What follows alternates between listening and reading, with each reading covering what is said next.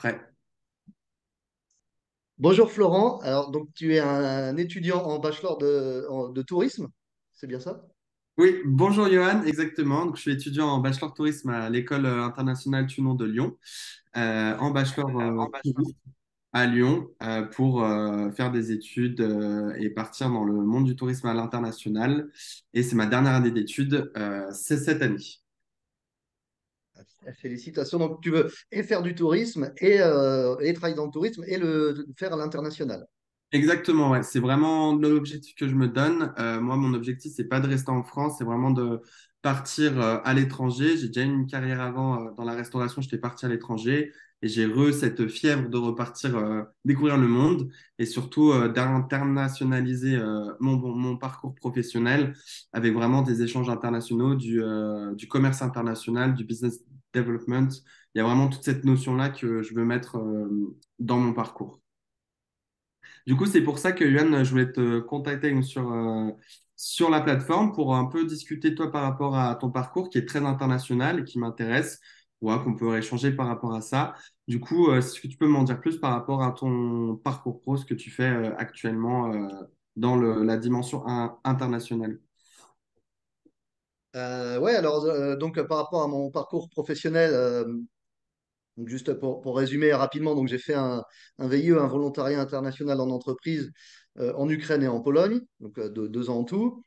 Après ça, j'ai commencé à travailler pour une entreprise de conseil en Suisse où j'ai été basé, en tout cas basé à Genève pendant 7 ans. Donc d'abord donc j'ai que travaillé pour des groupes internationaux comme dans le conseil, dans l'optimisation de processus business. D'accord. Et donc pendant 3 ans, 4 ans. Les 4 premières années, j'étais basé sur Genève. J'avais des clients à Genève avec Mhm. un petit peu de déplacement, je sais pas, Afrique du Sud, Hongrie, des choses du genre. Donc quand on mettait à jour les sites, on allait faire les inventaires et tout ça des produits. Et après ça, j'ai eu des clients plus internationaux. Donc, par exemple, pendant 2 ans, j'étais chez Henkel Beauty Care, basé à Düsseldorf. Donc, D'accord. et en tant que consultant, en fait, on prend l'avion le lundi matin pour aller chez le client. On revient le jeudi soir. Ou on peut prendre l'avion le week-end pour aller où on veut. En général, le vendredi, on travaille à distance, au minimum. Et donc, moi, personnellement, tous les week-ends, j'allais ailleurs. Donc, soit je retournais voir mes amis à Kiev ou à Varsovie, où j'avais travaillé précédemment, soit j'allais ailleurs, soit voir ma famille en France. Mhm. Et, euh, et voilà, donc après ça, au bout de 7 ans, j'ai arrêté de travailler là-dedans. Donc, j'ai eu envie de monter ma boîte, de monter mon business. Donc, c'est ce que je fais encore actuellement. Donc, à l'époque, enfin, du développement de mon business, en fait, j'avais pas encore vraiment créé de structure. C'est ce que j'ai fait l'an dernier. J'ai ouvert mon entreprise en Pologne. Mais avant ça, donc, après avoir quitté mon entreprise, justement, je voulais développer mon business principalement dans le tourisme, dans le voyage. Donc, à l'époque, j'en avais un seul. Maintenant, j'ai plusieurs sites web de voyage. Et Ok. c'est ce que je voulais faire principalement, les développer. Donc, par exemple, j'ai continué avec un tour du monde pendant un an. euh, dans l'objectif donc de ramasser un peu plus de matériel pour continuer à développer mon truc. Et puis voilà, ça se passait plutôt bien. Et à la fin de mon tour du monde, donc je suis revenu un peu en Europe voir ma famille, mes amis. Et en mars 2020, ouais, en mars 2020, donc j'étais à Varsovie chez mes amis. J'étais venu les voir une semaine sur leur sofa avant de continuer pour mon tour du monde suivant. Et bah, Covid. tu sais ce qui s'est passé, hein. La crise pandémique mondiale. Voilà, donc ça faisait 6 ans que j'habitais dans les hôtels, que j'avais pas d'appartement, que je vivais 300, minimum 300 jours par an dans les hôtels. Les restes du temps, c'était quand je dormais chez des amis ou la famille. D'accord. Et donc du jour au lendemain, plus d'hôtel, plus d'avion, plus rien. Donc voilà, donc je suis resté en Pologne où je suis encore. Et donc l'an dernier, j'ai créé ma structure, disons, pour supporter mon business. Euh, Et voilà, donc c'est ce que je fais toujours. Alors j'ai un peu arrêté le voyage parce que du jour au lendemain, donc Oui, bon, à l'époque, plus ou moins 50%, disons, de mon chiffre d'affaires. Donc j'étais en phase de développement, hein, c'était un petit chiffre d'affaires, mais du jour au lendemain, 50%, c'était le voyage, c'est tombé à zéro. oui. Le reste, ça allait pas non plus spécialement bien. Voilà, donc j'ai un petit peu Bit- pivoté. oui. Ouais, je suis beaucoup moins focus sur le voyage maintenant. Donc maintenant, à l'heure actuelle, je pense que le voyage, c'est peut-être 5-10% de mon chiffre d'affaires. Mais ça reste toujours quelque chose que je veux développer et que je redévelopperai dans le futur. Ouais, mais...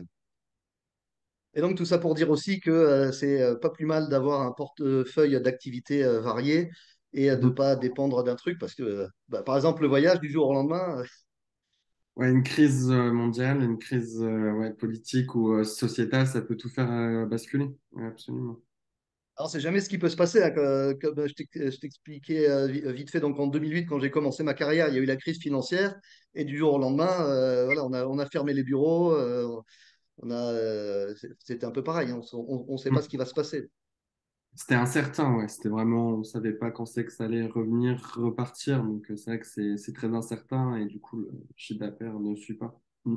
Ouais, d'accord. Et du coup, c'est peut-être aussi pour ça que moi, personnellement, tout au long de ma carrière, j'ai toujours essayé de ne pas me spécialiser, de ne pas justement dépendre juste d'une seule compétence ou en particulier. Voilà. C'est pour ça que maintenant, par exemple, dans mon portefeuille donc d'activités, donc j'ai 25 sites web, j'ai 5 chaînes YouTube, euh, j'ai plein de choses différentes sur des sujets totalement différents. Et, euh, et ça permet aussi de pas s'ennuyer, enfin. Ouais, voilà, on est bien occupé. Ouais, enfin, personnellement, je pense, et aussi justement quand on veut travailler à l'international, pour comprendre d'autres gens, c'est aussi bien de ne pas être trop spécialisé sur quelque chose, d'être un petit peu ouvert, d'avoir des centres d'intérêt variés. Voilà, donc par exemple, les 7 ans où j'ai travaillé comme consultant, euh, j'ai commencé en bas de l'échelle et je suis monté jusqu'à euh, bon, je ne sais pas trop comment on dit en français, mais International Project Manager. euh, voilà. Chef de Et projet. voilà. Et donc, par exemple, enfin, le lundi matin, j'étais chez le client au siège à Düsseldorf. Le mardi, j'allais voir un pays, donc je sais pas, j'allais à Stockholm voir comment les équipes avançaient. Le mercredi, j'allais voir à Milan comment ça allait. Le jeudi, j'allais à Londres voir si ça progressait bien. Voilà. Enfin, non, pas le jeudi, parce que le jeudi, je revenais à Düsseldorf pour faire le, pour discuter au siège de ce qui s'était passé. Mais en gros, tous les jours, j'étais voilà, ailleurs avec d'autres gens et ça aide aussi bon, à mon avis, en tout cas, si on veut se développer à l'international, si on veut une carrière internationale, si on veut surtout valoir quelque chose, parce que tout ça, ça coûte beaucoup d'argent. On n'en voit Ouais. pas, on n'embauche pas et on n'envoie pas à l'étranger euh, j'ai pas envie de dire n'importe qui, mais disons, il faut comme un petit peu de compétences. Et ce qui aide dans ces cas-là, justement, c'est d'avoir plein de compétences. Donc moi, c'était mon cas parce que j'ai toujours évité de me spécialiser. Donc je connais un peu tous les processus business dans la logistique, dans les achats, dans la vente, dans l'entreposage, dans la production. Donc, je connais un peu les bases de tout. Et Mhm. en tout cas, dans mon cas, c'est moi ce qui m'a permis de me développer à l'international, d'avoir une carrière internationale. Parce qu'ils pouvaient m'envoyer, quel que soit le problème, il y avait un problème de production à Milan, ils m'envoyaient pour voir la production à Milan. Il y avait un problème dans l'entrepôt à Johannesburg, ils m'envoyaient aller voir ce qui se passe dans l'entrepôt à Johannesburg, régler le problème. Et, euh, et voilà, donc personnellement, je pense que c'est important d'étendre le champ de ses compétences, au moins connaître les bases. On ne peut pas être spécialiste en tout, expert en tout, mais c'est important de connaître les bases, de savoir au moins de quoi ça parle, quoi. Ouais, Et absolument. D'avoir de la curiosité, de l'ouverture d'esprit aussi pour avoir ces qualités-là, pour rester ouvert sur différentes techniques et acquérir différentes compétences tout au long de sa carrière, je pense. Ouais. Voilà, donc voilà, c'est ça en fait. Il faut être un peu ouvert aux opportunités et pas avoir peur de faire des choses qui sont pas dans sa spécialité, même si on n'a pas forcément toujours envie de les faire. Moi, en tout cas, j'ai jamais refusé de prendre quelque chose. Mais bon, j'étais consultant. Je sais que c'est pas pareil partout. Par exemple, j'étais chez un client un jour. Quelqu'un du client vient me voir et me dit est-ce que tu sais comment on fait ça sur un truc dont j'avais jamais entendu parler. J'ai dit ouais, je sais. Et j'en savais rien, mais je dis je sais. Lui, il avait plus à s'occuper du problème. Moi, j'ai cherché qui pouvait régler le problème.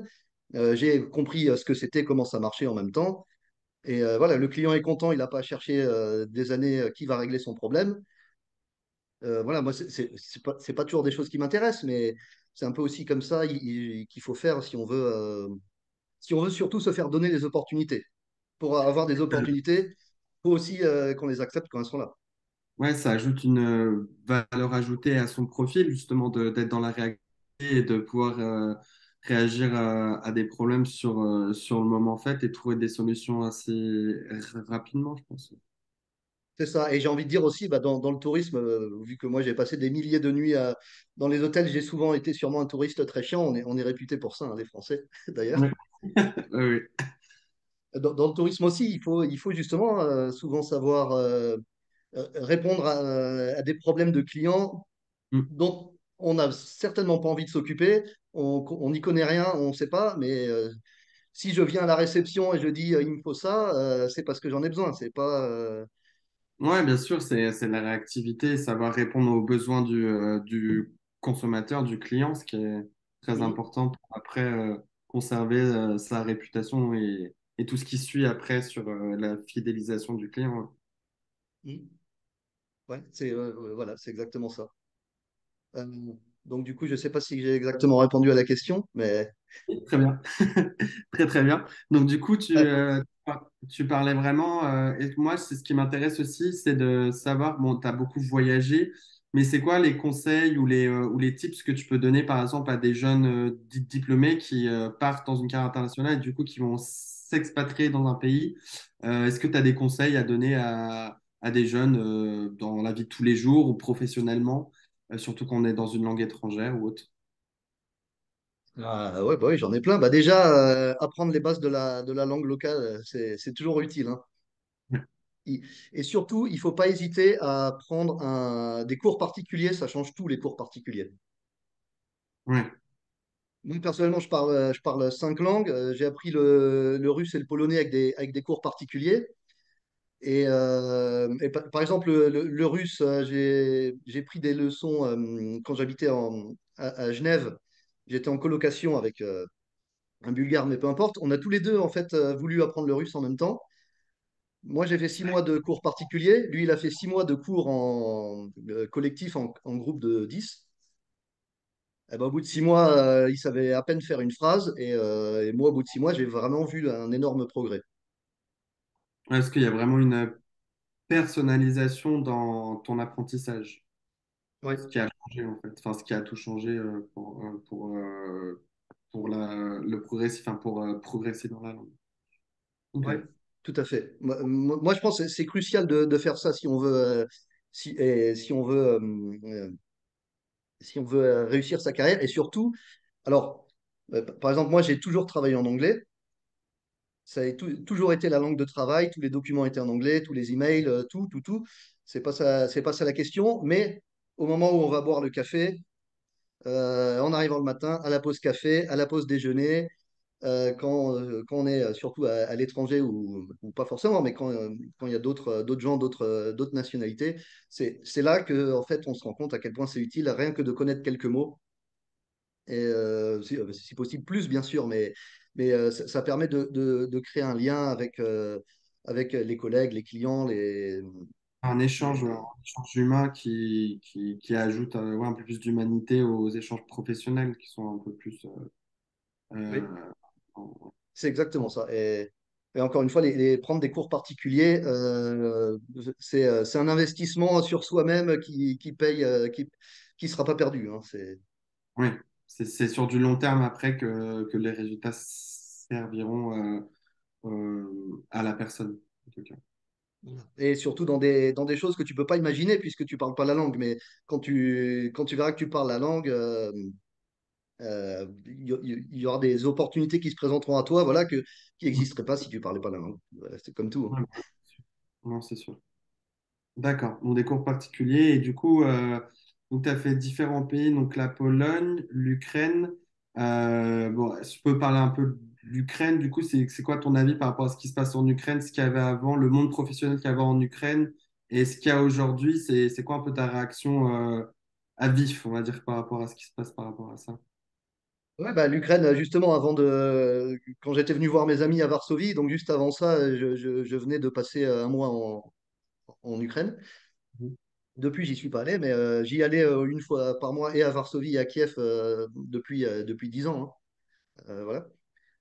Et donc, en ce moment, dans mon équipe, j'ai une assistante qui m'aide à optimiser mes sites web, on va dire, qui est à Kiev. D'accord. Et je suis en train de recruter une autre assistante pour m'aider sur les médias sociaux. J'ai un entretien dans 2 heures justement avec une assistante qui est aussi à Kiev, je crois, D'accord. une assistante potentielle. Donc, et ouais, j'ai beaucoup d'amis. J'ai hébergé aussi plein de gens qui fuyaient leur pays, des inconnus et des amis. Et, Absolument. donc, je veux dire, je parle tous les jours à des gens qui sont là-bas. Oui. Et, Ok. bah, mon avis, c'est ils sont encore plus travailleurs qu'avant. Ouais, parce qu'ils se battent vraiment tous les jours, enfin sur le moment présent pour garder ça pour eux et pas que ça les. Ouais, je vois l'état d'esprit qui doit être mis en. Ok. Mais non, non, ils ont tous un bon état d'esprit, ils sont travailleurs et évidemment, ils veulent garder leur pays et si possible, tous les membres de leur famille en vie. Mais, mais ouais, mais moi, j'aime bien travailler avec des Ukrainiens. Bah, déjà, j'ai commencé ma carrière comme coordinateur Oui, international des développements web d'un centre de développement basé à Kiev. Donc, je dirais ouais, que j'ai commencé à travailler avec que des Ukrainiens, hein, et j'ai peut-être aussi un peu gardé cette habitude. Pour moi, ça me paraît plus simple. Et surtout, ce que j'aime bien, c'est qu'ils sont indépendants. Donc, moi, je travaille avec des freelances. Et donc là-bas, par exemple, il y a beaucoup de freelance parce que c'est assez simple de se déclarer freelance. Suffit, enfin, il y a quasiment aucun papier à faire. Donc, c'est très simple pour eux. Ils ont un peu cette culture, disons, de l'entrepreneuriat personnel, en tout cas du freelancing, ouais. d'accord. Intéressant. Ouais. Et c'est ça que j'aime bien. Par exemple, mon assistante, je lui dis en début de mois ce qu'il y a à faire, en début de mois ce qu'il y a à faire. S'il y a des questions, bien sûr, je suis toujours disponible. Mais après, j'entends plus parler d'elle jusqu'à ce qu'elle me livre le produit fini, ou presque, enfin, sauf question. Mais je veux dire, il n'y a pas besoin d'être derrière. Donc il y a une vraie notion avec tous les collaborateurs pardon, avec qui tu travailles quotidiennement, une vraie notion de télétravail. Donc tu utilises beaucoup le digital du coup pour vraiment comme moyen de communication et de travail de distribution de toutes les activités en général. Oui, je ne l'ai peut-être pas mentionné, mais mon business entier est entièrement digital. Donc, oui, Et tout est basé digital. sur le digital. Et est-ce que tu arrives à justement, bon là c'est un peu compliqué avec il y a eu le Covid, tout ça, les crises politiques, mais est-ce que tu arrives à donner une dimension humaine, peut-être à rassembler tes collaborateurs ou tu disais qu'avant tu allais voir tes clients directement, est-ce que tu arrives à faire ça quotidiennement ou c'est très rare de rassembler les personnes autour de toi qui font ton business et qui collaborent avec toi pour redonner une dimension un peu plus humaine et un échange humain une fois de temps en temps? Justement, c'est marrant que tu demandes ça. Donc, avec mon partenaire principal, donc celui avec lequel mon entreprise fait le plus de chiffre d'affaires, justement, on a cette discussion. On est en train d'essayer justement de mettre en place des choses parce que je suis pas le seul à travailler avec eux et à avoir mon business dans mon coin en ligne. On essaie justement de mettre en place on se demande comment ça peut être productif parce que le but, c'est que ce soit orienté business, c'est pas pour prendre le café. Oui, Mais on est en train de chercher des solutions ouais, pour organiser des sortes de tables rondes sur Zoom ou autre, où on peut un peu se rencontrer, un peu apprendre à se connaître. Donc moi, je suis indépendant et donc je travaille avec un partenaire. Donc je fais du marketing digital pour ce partenaire. Et D'accord? donc avec les autres gens, donc je dirais pas des collègues parce qu'on a... Mais bon, on pourrait, disons, s'apparenter à des collègues que je connais pas. Ça pourrait être sympa de discuter un peu, de voir les idées qu'on a. D'avoir un échange, ouais, d'avoir un véritable Ouais. échange par rapport à tout ça. Ouais, c'est Mais intéressant. ouais, donc sinon, c'est principalement des emails, des messages WhatsApp. On s'écrit sur WhatsApp, mais c'est peu de humainement. Il y en a très peu, c'est rare en tout cas. Mais on essaye justement de travailler là-dessus. D'accord, vraiment. Et par rapport, vu que tu es que sur le digital, c'est une question un peu technique, mais vu que tu es que sur le digital, est-ce que tu as mis des choses en place en termes de process pour protéger tes données? Parce que vu que c'est tout digitalisé, est-ce que des fois, tu n'as pas des peurs de piratage ou des bugs qui font que tu peux perdre tes données? Est-ce que tu as ces process-là, en tout cas, dans ta structure? Oui, bien sûr, ça m'est arrivé plusieurs fois. Bah, par exemple, je ne sais pas si tu as entendu parler de l'incendie d'OVH à Strasbourg, du centre de données d'OVH à Strasbourg l'an dernier en mars, je crois. Non, je ne sais Bon, plus. bah, Non. il y a un centre de données qui est parti en fumée voilà, chez OVH en mars l'an dernier, D'accord. qui, pendant une journée ou deux, il y avait je ne sais plus combien de pourcentage de l'Internet mondial qui n'existait plus puisque c'était parti en fumée. Ah oui, ouais, en gros, ouais. Et j'avais entre autres quelques sites dans les serveurs de ce centre de données. Et t'as pu tout récupérer ou Alors, t'as... c'était parti en Ouais, fumée. t'as tout perdu. Ouais, t'as tout perdu. Ah ouais, donc c'est une grosse perte qui a été... Enfin, c'est pas drôle, mais une Oh, grosse perte qui a été... non, non, alors moi j'ai rien perdu puisque justement tout ce que je fais, donc je l'enregistre en local sur mon PC. J'utilise un backup cloud Ouais. personnel. Et j'ai les backups cloud professionnels, donc pour le web de mon partenaire technologique aux États-Unis, pour ce qui est mes vidéos, bah, YouTube, hein. C'est Mhm. hébergé, les vidéos hébergées sur YouTube, je les ai aussi en local, je les ai aussi dans mon cloud. Donc voilà. D'accord. Donc il y a quand même... oui, tu prends quand même des dispositions pour avoir de la sécurité et de la conservation de données. Oui, donc oui, toutes mes données en fait professionnelles hein, sont au moins à trois endroits. Ouais. D'accord. Ouais, pour vraiment avoir ce côté sécuritaire de tout ton travail, en fait, vu que c'est entièrement digital. Ok, C'est ça. parfait. Alors Et après, au niveau, tu parlais aussi du piratage. ouais, Euh, il y en a aussi. Personnellement, vu que de toute façon, j'ai les données à plusieurs endroits, si on me pirate un truc, c'est pas grave. Et moi, en fait, ce que je fais, donc je publie. Donc, de toute façon, tout ce que je fais, c'est public, c'est en ligne. Euh, voilà, donc si. Et, données sensibles, enfin, je parle de virus, tout ça, des pare-feux, enfin, vu que c'est entièrement, t'es quand même équipé par rapport à ça, enfin, tu sais les risques qu'il peut avoir par rapport à ça. Oui, oui, oui. D'accord.